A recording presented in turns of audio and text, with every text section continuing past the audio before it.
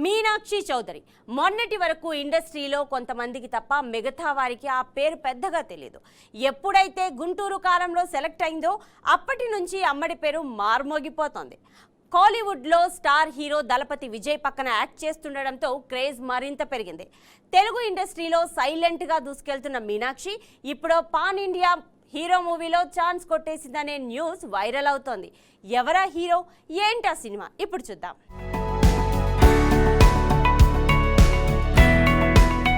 సుశాంత్ పక్కన ఇచ్చిన వాహనములో నిలపరాదు మూవీతో టాలీవుడ్ ఎంట్రీ ఇచ్చిన మీనాక్షి చౌదరి రవితేజ కిలాడి హిట్ సినిమాలతో గుర్తింపు తెచ్చుకుంది, కానీ పెద్దగా పాపులర్ కాలేదు.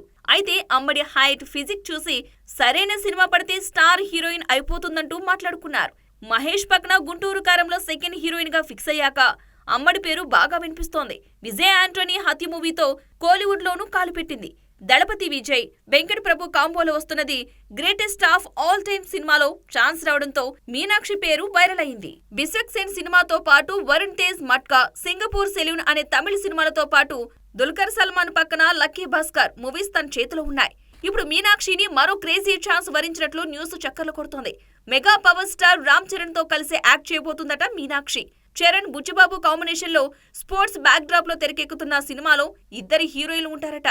అందులో ఓ హీరోయిన్ గా మీనాక్షిని సెలెక్ట్ చేశారనే టాక్ కాస్త గట్టిగానే వినిపిస్తోంది. ఓ పక్క విజయ్ సినిమా, మరో పక్క మెగా పవర్ స్టార్ పక్కన ఛాన్స్ అంటే మీనాక్షికి పాన్ ఇండియా రేంజ్ లో ఫేమ్ వస్తుందనే కామెంట్స్ కూడా వస్తున్నాయి.